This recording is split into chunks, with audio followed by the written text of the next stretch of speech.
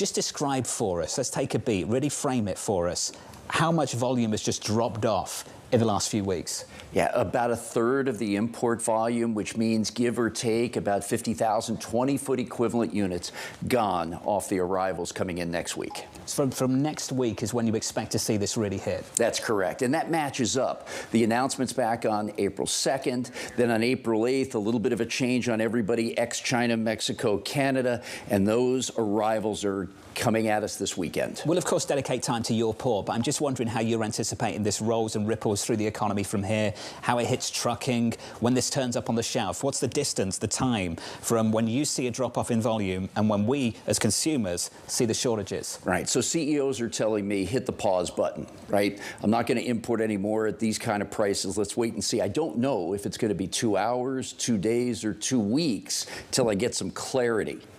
Then, hiring. Off the table for right now. Capital investment, pause. And the retailers are telling me that realistically, with even the 10%, I'm going to have to pass it on to the consumers.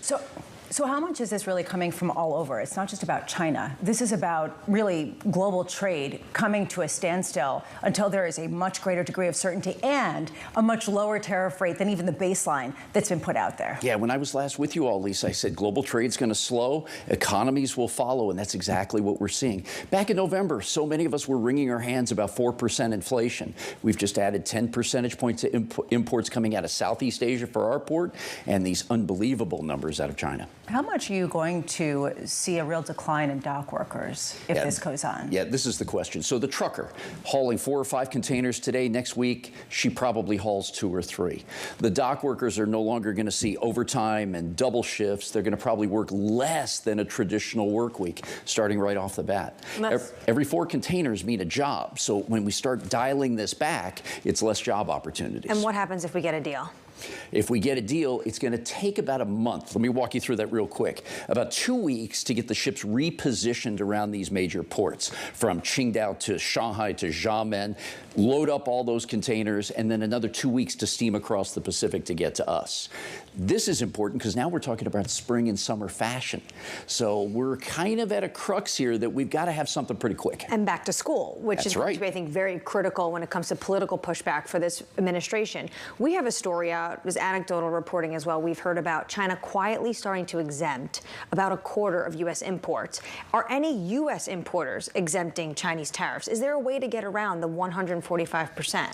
Not really. There may be some exceptions, Anne-Marie, maybe a little bit going north or south of us, but realistically speaking, nobody is out there talking a lot about, hey, I got a better deal coming out of China right now. The Flexport CEO joined us earlier in the week, and he said ocean freight is down 60% from China. When do we see 100%?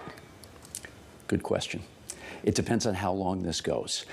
We heard the reports overnight through Bloomberg that the folks in China are thinking about talking. What does that mean? Okay, great, but we've got to get a move on here. The other thing is that retailers are saying we've got about 5 to 7 weeks of normal inventory in the country right now. Then we start to see spot shortages if it goes on much beyond this.